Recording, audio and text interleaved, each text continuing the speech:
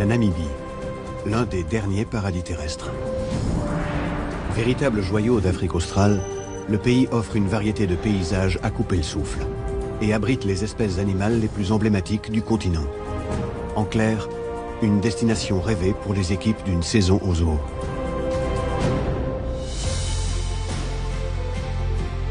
Un an après la République démocratique du Congo, elle s'envole donc vers de nouvelles aventures. Objectif ?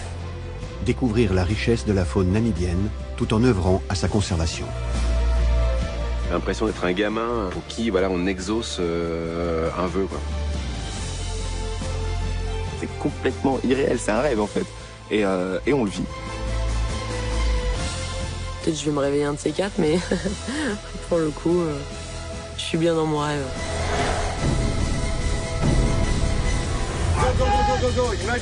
Première mission, intégrer une formation de rangers venus de toutes les réserves du pays. Des hommes qui se battent au quotidien pour protéger la faune africaine, et en particulier les grands herbivores, éléphants ou rhinocéros. Des animaux menacés par le braconnage intensif, toujours plus violent. Pour former ces soldats de la nature, Sergio, un ancien militaire français, fondateur de l'association Wildlife Angel. Un éléphant sur le continent africain est abattu par braconnage toutes les 15 minutes. 4 rhinocéros par jour disparaissent de la surface de la Terre. À ses côtés, 3 jeunes Français déterminés. Arthur, son frère Mathieu et Erwin. Des volontaires prêts à tout pour défendre les animaux sauvages. Un engagement difficile qui exige courage et abnégation. Les équipes d'une saison au zoo parviendront-elles à relever le défi ? Je ne peux pas renoncer parce que c'est la vie du ranger. Et si je veux être ranger, il faut que je fasse cet exercice. Au cours de cette formation, les équipes d'une saison au zoo auront aussi la chance d'approcher au plus près les rhinocéros dans leur environnement. C'est trop énorme. Après les rhinocéros, nos Globetrotters partiront à la rencontre des guépards, des félins particulièrement fragilisés en Namibie. Ils épauleront ensuite le personnel d'une des plus grandes réserves du pays. L'occasion de rencontres exceptionnelles dans un environnement unique. Je pense qu'on ne pouvait pas rêver mieux. C'est vraiment là la vraie vie. Enfin, ils achèveront leur périple au bord de l'océan, où s'épanouit une faune marine impressionnante. Vous l'aurez compris, cette année encore, l'équipe d'une saison au zoo va se confronter au monde sauvage pour découvrir ce qu'il a de plus précieux à offrir. Alors attachez vos ceintures. Décollage immédiat pour de nouvelles aventures pleines de surprises et d'émotions au cœur de la savane.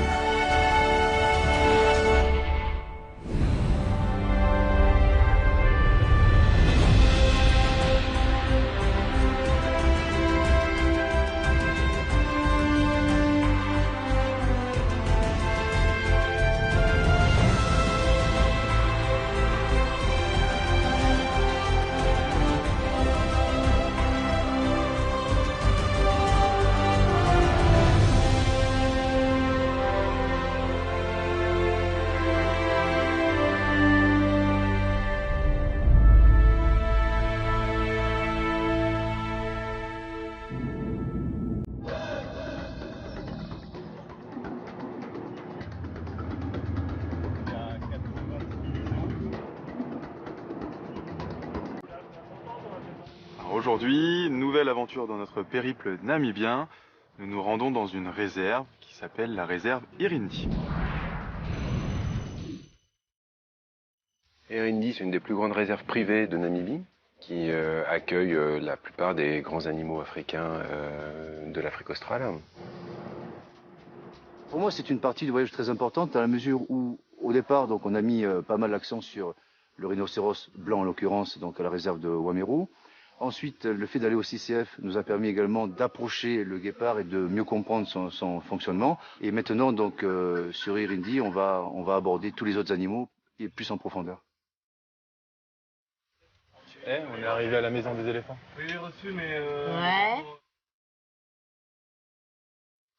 Camp Elephant. C'est qui le début du jeu? Tu vois, ils sont partis au sport d'hiver. Un élève sur la route là-bas. Ah ouais. Il est énorme. En plus, c'est un beau. Il est énorme.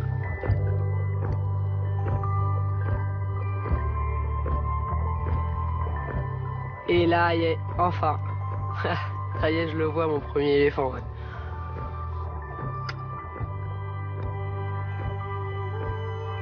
Il est grand, non? Ouais, il est très grand celui-là. C'est un beau bébé. Ouais. C'est un beau cadeau là.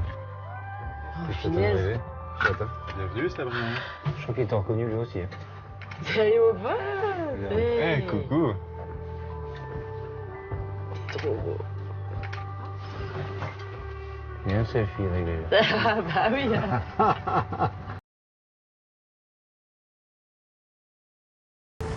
C'est pour toi l'apéro, Sab. Ouais, c'est toi. On est tous hyper excités. Sab la première. Lorsqu'on arrive à voir un premier éléphant, ça met tout le monde en joie. C'est une sensation hyper folle. C'est que le début.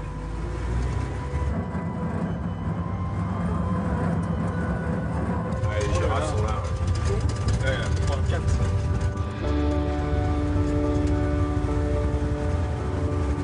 On est hyper émus, je pense tous. On est hyper excités. On a tous le sourire, on est tous comblés parce qu'à chaque fois qu'on regarde quelque part, il se passe quelque chose, on voit quelque chose.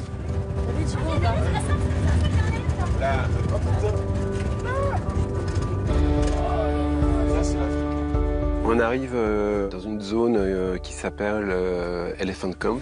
C'est une zone qui est au cœur de la réserve et c'est là où on va donc séjourner au milieu des animaux sauvages. Oh, cette vue! Oh là là! T'as vu ça? Il y a pire? Ouais, il y a pire.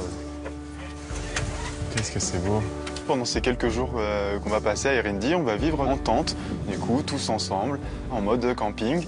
Camping au milieu de la brousse et je pense qu'on pouvait pas rêver mieux. Les défenses. Oh, celui les défenses celui de droite.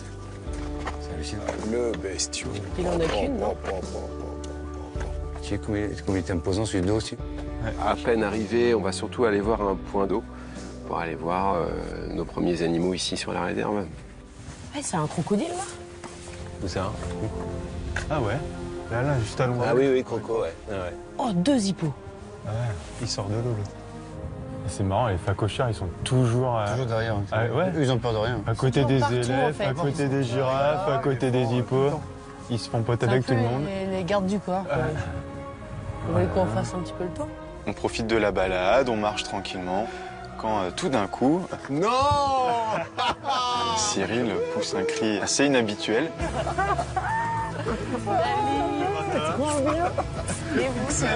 Et là, surprise, en fait, grosse surprise, on rencontre Raph et Fanny. On s'attendait pas évidemment à les rencontrer ici. Salut. Salut. Ça va? Ouais. Ça va et toi? Impec. C'est cool de vous voir. Raphaël, c'est le vétérinaire de Lola il y a Bonobo, donc le sanctuaire où nous étions l'année dernière. Et puis Fanny, c'est donc la directrice du centre. Alors, vous êtes bien? Je sais plus quoi te dire. Du coup, grosse surprise, ils nous annoncent qu'ils sont là pour faire toute la fin du séjour avec nous. Je reviens pas de vous voir là. Ouais, c'est trop cool. Tu as relevé de lunettes. Mais oui, c'est vrai. Ça promet d'être très riche en émotions et en aventures aussi, avec des nouvelles rencontres, entre autres Serge. Il va falloir le supporter 5 jours. C'est ça, désolé. Voilà, un peu plus. Et toi, tu sais même pas encore à quoi tu t'es posé. On reste tout le séjour, on lâche pas l'équipe, on est là, on bouge pas. Et oui, on est très heureux et très privilégiés d'assister à tout ça ensemble. C'est un très joli cadeau. Bon, comment ça va, Lola? Ça va. Ça y est, on prépare le relâché. Bah ouais, carrément, ouais. S'ils nous laissent travailler, on est en principe bon pour janvier. Combien vous en lâchez? En principe 18. Ouais. Il y en a 19 de sélectionnés. Ouais. Ils ont encore toutes les batteries de tests médicaux à passer. Mais si tout va bien, 18. On vient évidemment tout d'abord pour en prendre plein la vue. Et ensuite pour s'enrichir au niveau professionnel. Certes, l'environnement est complètement différent que le nôtre en République démocratique du Congo. Mais les problématiques auxquelles on fait face ne sont pas tout à fait différentes. La préservation du milieu naturel, les luttes anti-braconnage, la protection des animaux, les appuis aux populations locales. Je pense qu'on a beaucoup de choses à retirer de ce voyage sur comment pouvoir résoudre les mêmes problématiques dans des environnements complètement différents. Vous êtes où? Vous dormez dans quel coin? On dort avec vous, on dort dans ta Ils font partie des grands, potes, hein.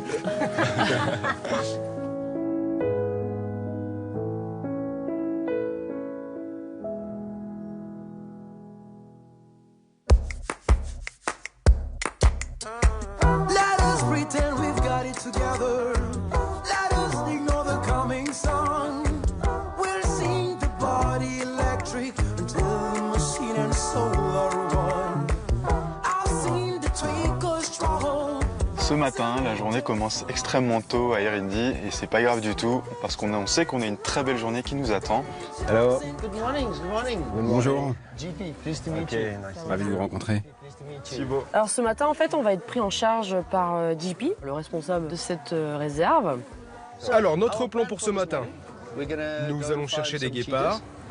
Il y a une possibilité de suivre 2 femelles. L'objectif de la journée, c'est de retrouver les guépards, 2 femelles qui sont équipées de colliers émetteurs, d'aller sur les lieux en fait où vivent les animaux pour pouvoir les observer. Prêt pour ce matin? Ok, on y va.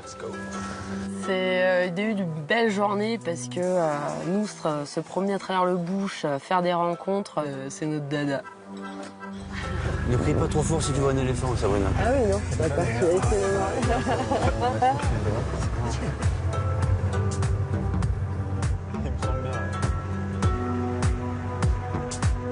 Ça leur fait rien aux animaux, des amplitudes de température comme ça, là, quand il fait 5 degrés le matin et 40 l'après-midi? Ils s'adaptent.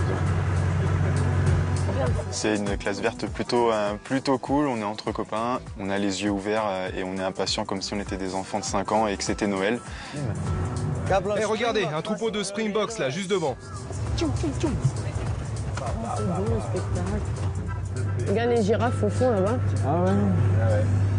On voit évidemment des girafes, des antilopes, des gnous, tout plein d'animaux. On en prend plein la vue, on oublie presque qu'on vient à la recherche des guépards. Ok, c'est l'endroit où on doit s'arrêter. C'est là qu'on va chercher le signal.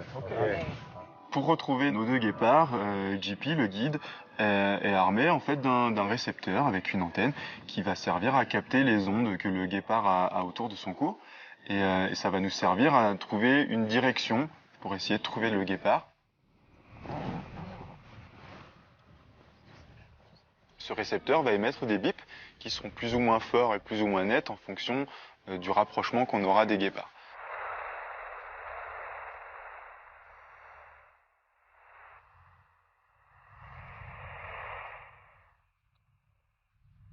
Ok, aucune trace de nos guépards. C'est vraiment le travail des biologistes de terrain, comme on peut l'imaginer. C'est-à-dire que avant de pouvoir travailler, il faut trouver les animaux. Et c'est aussi pour ça qu'on part tôt. Il y a un long travail de recherche, de prospection, pour pouvoir retrouver la trace des individus. L'approche des animaux n'est pas aussi facile. Ça nécessite de la patience, ça nécessite de l'obstination aussi, et puis un peu de chance, évidemment.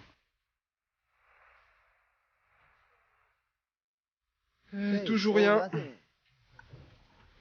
Non, rien du tout.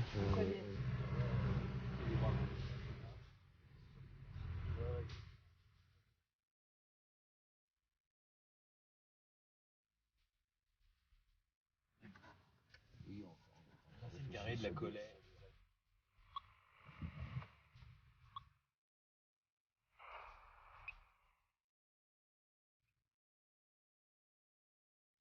Ok, je pense qu'on va avancer. Il y a 2 lions tout près. Au début, c'est un petit peu compliqué, on a énormément d'interférences.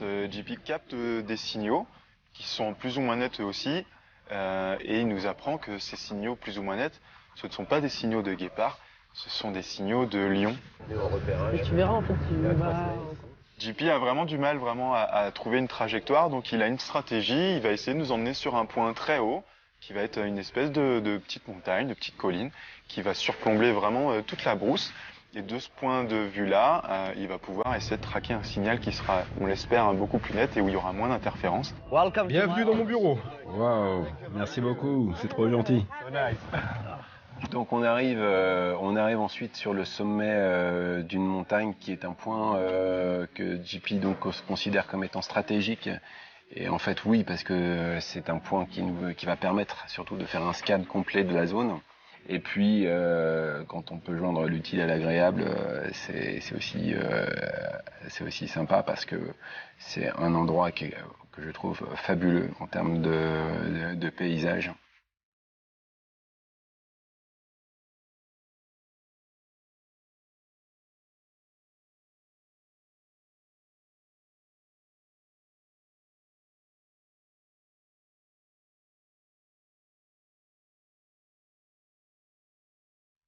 Et ouais, c'est magnifique.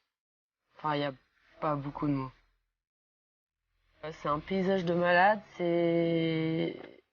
En fait, à part nous, il n'y a pas de traces humaines, on voit pas un appartement, on voit pas une antenne, on voit pas de voiture, c'est comme si on était tout seul au milieu de l'Afrique. Il y a des impalas aussi. À midi pour toi? Et à ce moment précis de la journée, quand on est au milieu de la montagne, à surplomber toute cette brousse, on retrouve notre vraie place dans cette nature et on se sent tout petit. On est vraiment tout petit à ce moment-là sur la montagne et c'est un moment plein d'humilité, je pense. Je trouve que ça fait trop bien de s'échapper de notre nature humaine. C'est trop bien. Part à zéro. Allez, viens.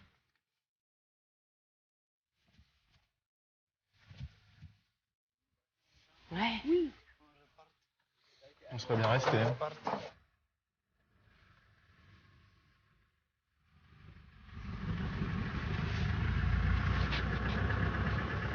On poursuit notre chemin après ce petit moment de pause et de plaisir.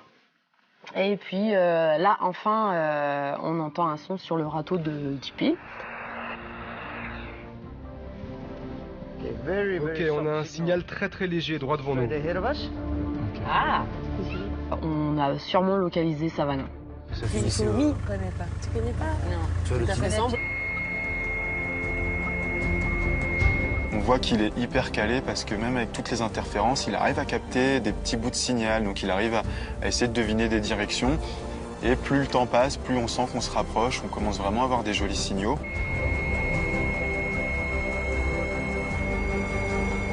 C'est hyper excitant, on est hyper impatient. Chacun regarde de son côté du pick-up pour essayer d'être le premier à voir. Tiens, ça bouge là, à droite. C'est ça. Juste en face. Ah, bien, dessus. Dessus. J'ai vu bouger dessus. Un truc de dingue. Soyez juste vraiment silencieux quelques secondes. Tu vois sa queue à droite et la tête juste sur l'animal. Allez les filles. Finalement, contre toute attente, on arrive pratiquement au pied de notre guépard. Et la surprise est double, puisque en plus de voir simplement notre guépard qui est sous un arbuste à l'ombre en train de se reposer, on distingue très rapidement qu'en fait c'est un repos après une chasse, puisqu'on trouve notre guépard avec un impala, donc une antilope, fraîchement chassée, fraîchement abattue. Et je pense qu'on ne pouvait pas rêver mieux, c'est vraiment là la vraie vie.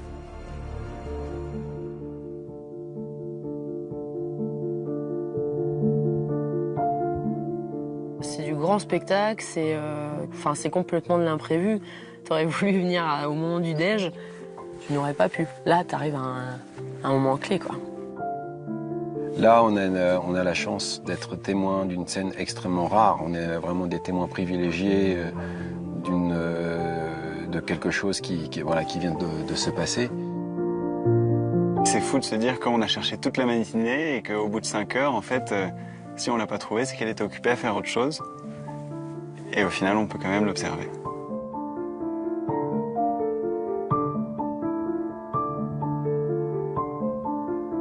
Et on a le privilège d'être là et d'assister à son repas. On reste un bon moment. On est tous comme des enfants. C'est Noël, c'est le premier cadeau que la réserve nous fait. Pour nous, c'est absolument extraordinaire parce que je pensais pas, je ne me serais même pas permis de rêver de rencontrer Savannah ou Shandy avec ce qu'on appelle un kill, c'est-à-dire un animal donc juste tué quelques instants avant.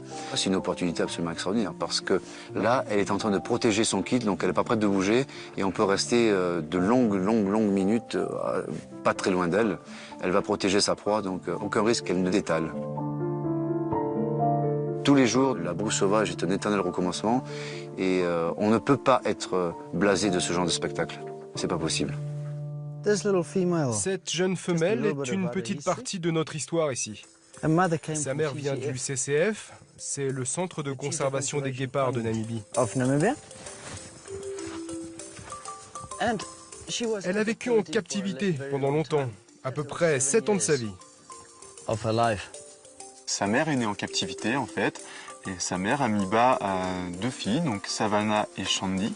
Et très vite, ils ont été remis dans la nature, ce qui fait que ces 2 guépards, ces 2 femelles, qui sont hyper intéressantes pour les scientifiques, puisque du coup, elles vont avoir leur instinct naturel, typiquement de chasse. Et par contre, contrairement à un guépard qui serait vraiment sauvage, eh ben, ces 2 guépards-là n'ont pas peur de nous. Et donc, ça nous permet d'assister à des scènes de vie comme ça, de façon incroyable. Commencer par les parties molles. Ah.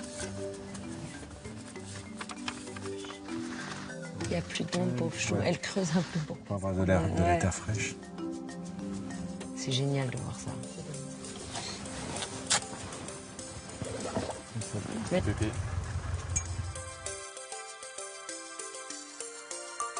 Après, je pense, une bonne heure, notre guide décide de nous motiver pour bouger, bien que personne n'était très enthousiaste de s'en aller.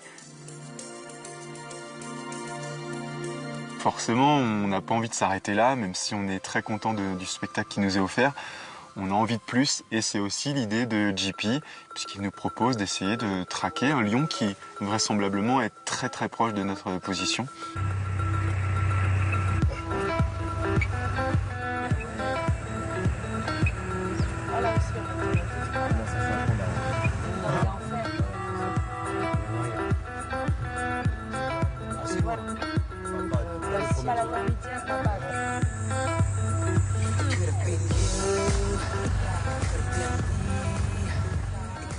On progresse dans le bush, dans la savane.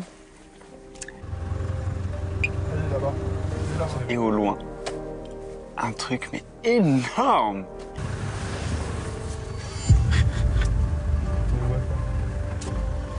Non, regarde, il arrive.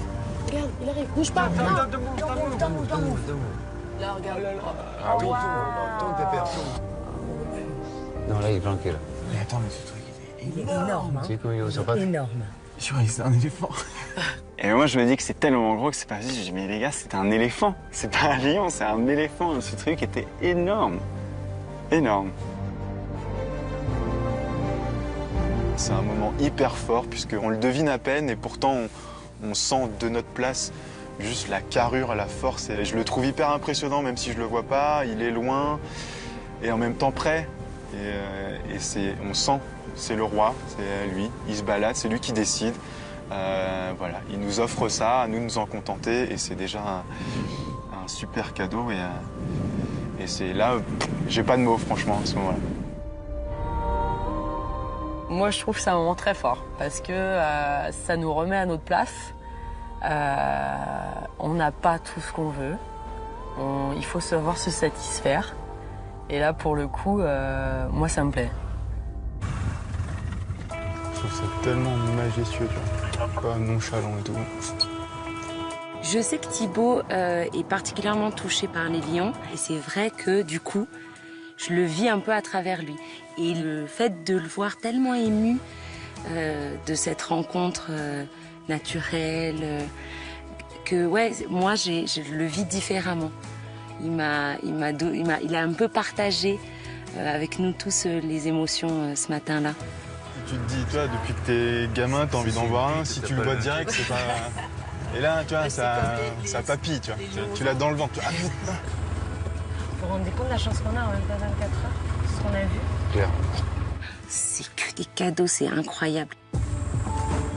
Même s'il est blessé, tu fais Ouais, bon, ça. On rentre déjà avec des images plein la tête, des émotions, le cœur qui bat. Quand tu crois que tout est terminé, que tu rentres tranquille chez toi, voir le coucher de soleil sur la savane, paf, surprise. Oh. Ah voilà. Regarde ça, le petit lion.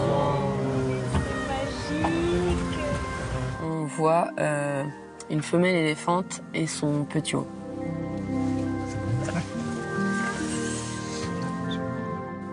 On est tous émerveillés, surtout Sabrina qui, quelques heures avant, avait dit « Ah, il nous manque une mère et un petit ». Paf, on est servi.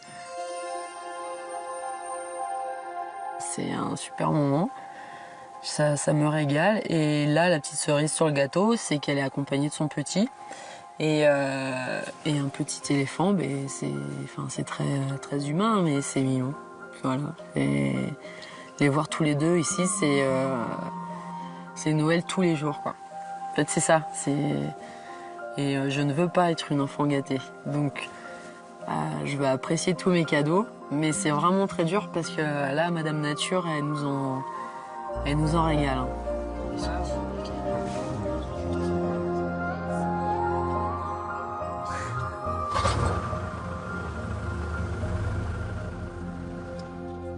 20 minutes après, même pas, au virage d'une petite montagne. Putain, cette chance qu'on a. Ça, c'est un cadeau de la brousse encore. C'est une femelle rhinocéros nord avec son bébé.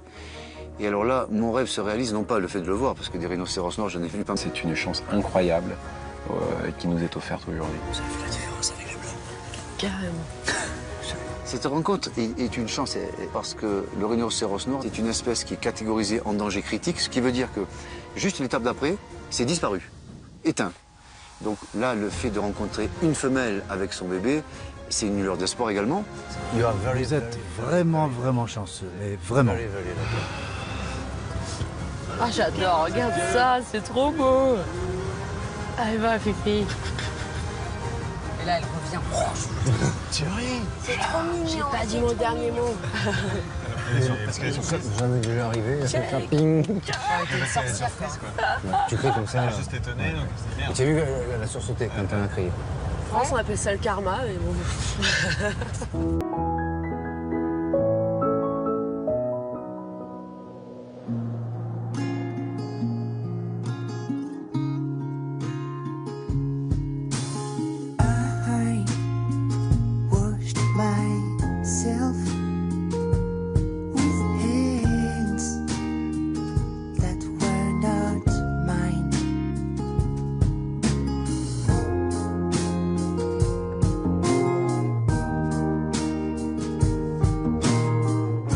Une bonne journée.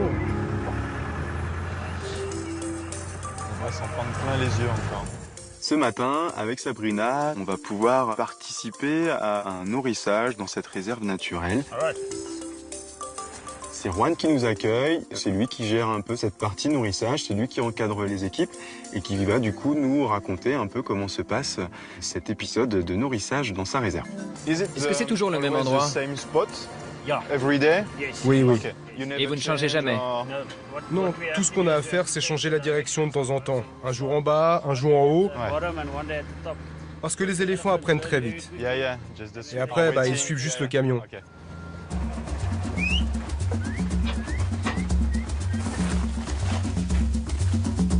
On peut le faire à la chaîne? On trouve assez vite notre place avec Sab et nos compères pour la journée qui travaillent là. On rechigne pas à la tâche et je pense que ça, du coup, ça aide à se faire intégrer assez vite. Ok, ça suffit. Alors montez rapidement, après on va vous montrer où vous installer.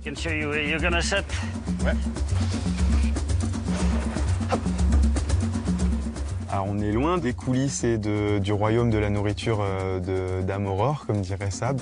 On est très loin de ça. Ici, le nourrissage, ça se passe avec un gros camion, 2 grosses remorques remplies de ballots de nourriture. Et le nourrissage s'effectue sur toute la journée pour vraiment occuper un maximum de territoire.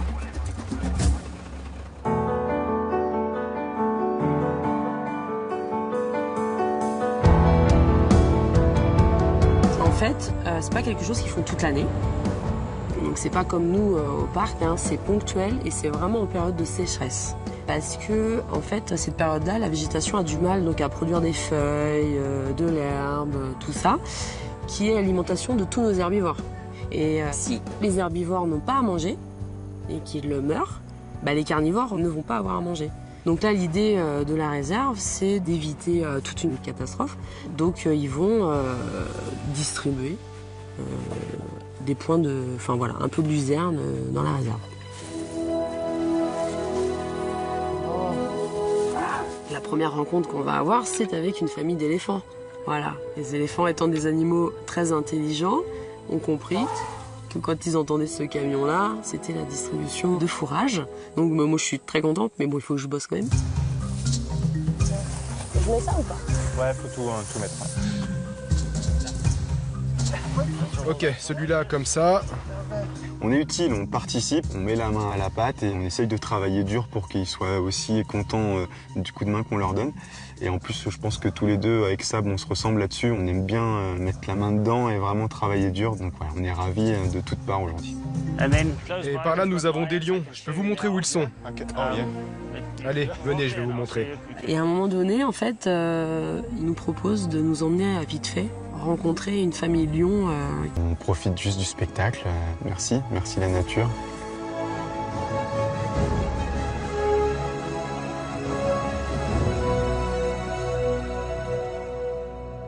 Ok, vous êtes prêts? Oui, merci. Ouais, bah du coup, il va falloir retourner travailler. On a du boulot. On a de la botte de luzerne sur la planche. Ils sont là-bas. On retourne travailler. Sur mon nuage, on peut aller décharger encore 3 remorques de foin pendant 3 jours, pas de problème. Si c'est pour voir ça tous les jours, je re-signe. Et du coup, effectivement, ce petit bonheur passé, on retourne au travail pour pas laisser nos copains tout faire tout seuls. Et donc on rejoint notre camion de nourrissage et on continue notre quête à travers cette réserve d'Irinti.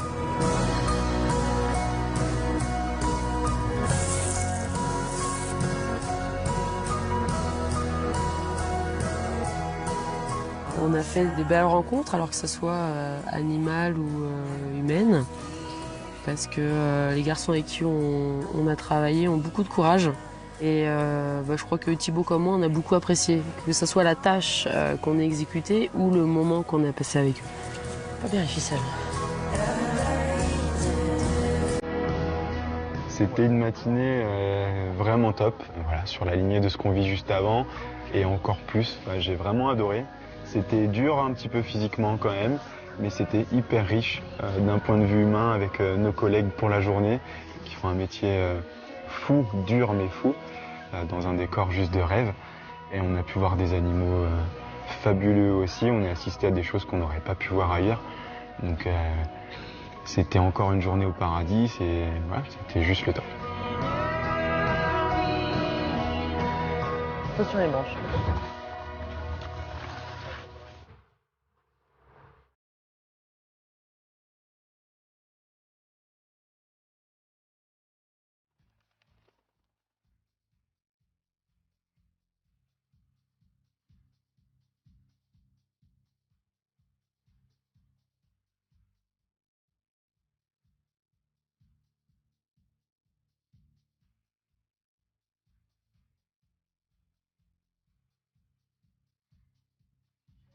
Cet après-midi, nous avons rendez-vous avec Natacha, qui est biologiste à Irinti, qui travaille principalement sur les grands prédateurs, notamment guépards, léopards et lycaons. Alors, les lycaons sont des chiens sauvages qui aujourd'hui sont extrêmement menacés dans le milieu naturel. On va aller dans un coin de la réserve et ils vont probablement me suivre. Mais vous savez comment sont les animaux. Ils peuvent changer d'avis à la dernière minute. On ne l'a jamais fait en fait. On verra bien. La principale menace qui pèse sur le lycaon, c'est une menace infectieuse en fait, ce sont les maladies. Et notamment les maladies qui sont des maladies transmises par les chiens domestiques ou par les chiens errants. Juste une question. Y a-t-il un programme de vaccination destiné aux chiens domestiques qui vivent autour de la réserve? C'est une très bonne question. Beaucoup l'ont été, mais il y a plein de fermes ici. Et les gens du coin utilisent leurs chiens pour garder les troupeaux. Les chiens côtoient d'autres animaux et il y en a plein qui ne sont pas vaccinés. Et donc pour protéger l'espèce lycaon qu'elle a sur sa réserve, elle est obligée de vacciner ses animaux. Ils ont l'âge parfait pour être vaccinés en toute sécurité. Donc je ne sais pas si notre plan va marcher. Personne n'a jamais capturé un groupe de jeunes lycaons pour les vacciner auparavant. Ça peut très bien rater complètement, on verra bien.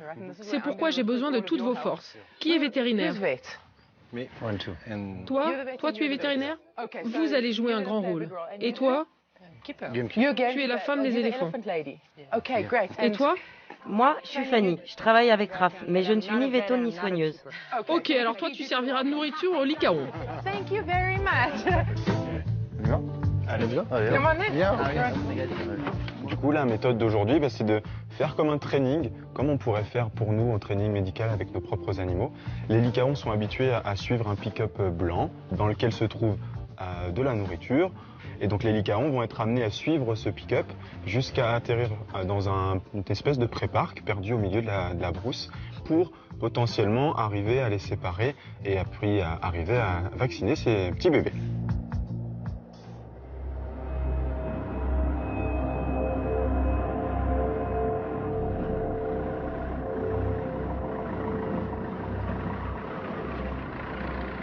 Et donc on commence à rentrer dans une partie du territoire. On est en train de dire oh, une girafe, un éléphant, nanana. La 4x4 nous double et là on entend piou, piou, piou, piou, piou, piou.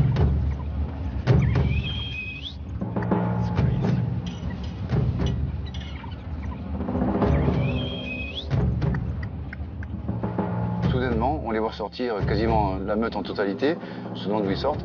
Et là, donc, on a une quinzaine, une vingtaine de lycaons de tous âges qui sautent autour de la voiture, qui poussent des cris très typiques. C'est génial! C'est incroyable de pouvoir être aussi proche. C'est un petit peu d'insécurité quand même. Ça approche très vite. Gardez bien vos bras et vos jambes à l'intérieur du véhicule. Hein. C'est comme un chien, il peut sauter et il peut arriver en 2 secondes là où on est. Ils ont faim, ils sont en mode chasse. Et donc du coup, ce qu'ils veulent, c'est manger. Et donc dans ces cas-là, il n'y a pas de part à la rigolade, c'est juste instinct de survie. Du coup, ils nous offrent un spectacle sauvage juste parfait.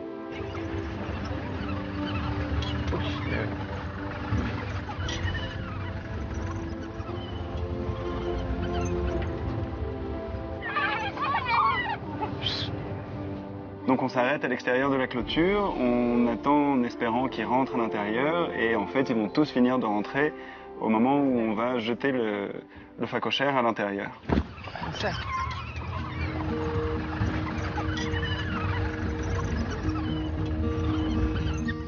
Tout ça marche trop bien. C'est énorme. Et ça marche tout de suite, les lycaons se précipitent à l'intérieur, y compris 15 bébés qui sont donc les petits nés cette année. Ouais, regarde les adultes, regarde comment ça repart là-bas. Là. Qu'est-ce qui se passe? Regarde, il n'y a que les petits autour de la gamelle, j'allais dire. Une fois que la nourriture est dans le pré-parc, on assiste du coup vraiment à l'aboutissement des codes sociaux des lycaons.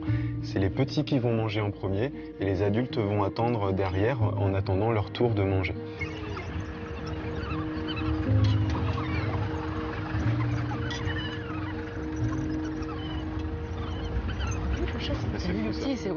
Mais attends, mais c'est quelle insolence. Là, elle disait que celle qui a la grande tache blanche, là, ouais. la plus fine, elle dit que c'est la plus rapide du groupe. Et pourtant, c'est celle qui a le moins mangé. Et puis, a priori, c'est trop bizarre parce que plus tu cours vite et plus tu participes à la chasse, et moins tu as de nourriture, en fait. Et plus tu es lent, plus tu manges beaucoup. Parce que ça veut dire que t'es pas fort, donc ils te donnent à manger. Et du coup, pour te... c'est ça. Ouais. C'est fou comme codes sociaux. C'est le groupe avant toi. C'est vraiment des codes sociaux très forts chez les lycaons. Ça va permettre potentiellement d'avoir une meute la plus équilibrée et la plus homogène possible, sans qu'il y ait des très faibles et des très forts. Et ce code social-là, ça va aider Natacha dans sa quête. Ce qu'on va faire, on va les capturer. On amènera les 2 carcasses. On en mettra une à l'intérieur. Tout le monde viendra. Les jeunes vont se jeter sur la première carcasse. C'est le but recherché. La seconde carcasse nous permettra d'attirer les adultes à l'extérieur du périmètre. Et là, on fermera les portes. Quand les jeunes voudront sortir, nous les attirerons dans les cages et les maintiendrons là le temps de la vaccination. C'est juste fou d'arriver à être si près de ces animaux rares. Et donc ouais, on est tous hyper contents de pouvoir assister à tout ça. Ils sont vraiment beaux. T'en as pas un pareil. Ils vont vraiment rien laisser aux adultes. Hein. C'est un moment exceptionnel et qui est extrêmement rare. Pour moi, les lycaons, ça reste le moment fort d'Airindi. Et d'avoir la chance de les croiser aujourd'hui, pour moi, c'était quasiment inespéré. Je ne pensais pas qu'un jour j'aurais cette possibilité-là. J'espère que tous, en tout cas moi je le dis, j'espère que vous mesurez la chance que vous avez d'être ici et d'assister à ça, parce que c'est pas donné à tout le monde. Donc ça, c'est vraiment un des très très beaux cadeaux de ce séjour ici en Namibie. 5 par personne.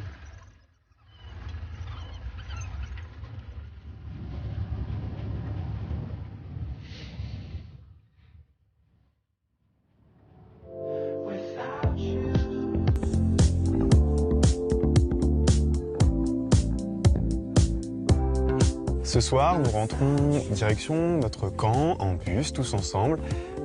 Et c'est toujours l'occasion sur le chemin du camp de rencontrer tout un tas d'animaux hyper sympas. Et ce soir, on va être gâtés.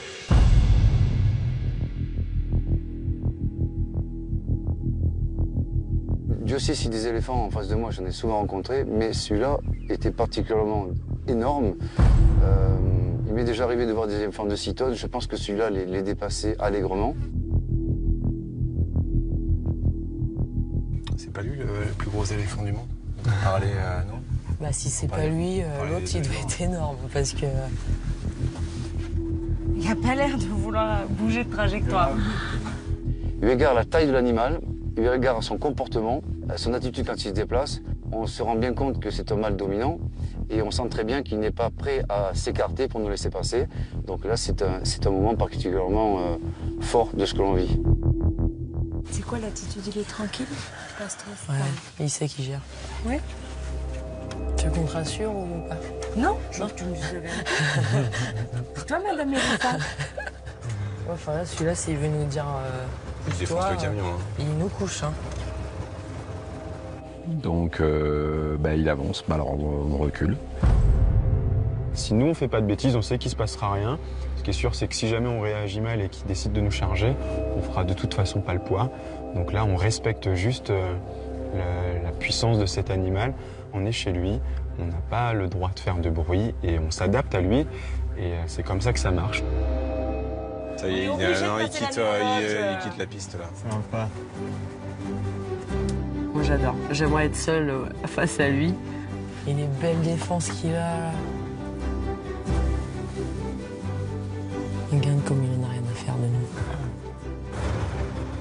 T'as vu, il est décontracté. Hein. Ouais. Oui, ça va. Oui, mais... Il a l'air plutôt détendu. Ouais. C'est à des moments comme ça, quand Zizi est sorti, que des fois il... C'est vrai? Oh bah oui, là, le seul est tranquille.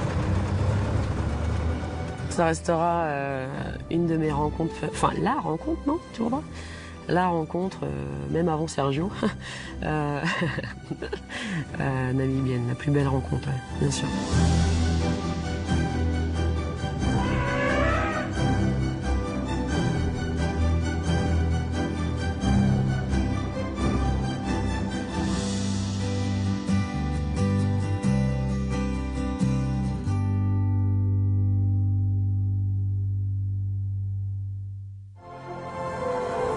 Et là, soudain, waouh, va s'offrir à nous un spectacle rare aujourd'hui sur Terre. On va encore s'en prendre plein les cheveux. C'est un dauphin? Oui. Mais non! Si, ils sont là. C'est le spectacle dont tout le monde rêve quand on parle de dauphin. C'est que des cadeaux, c'est incroyable. Ça force le respect.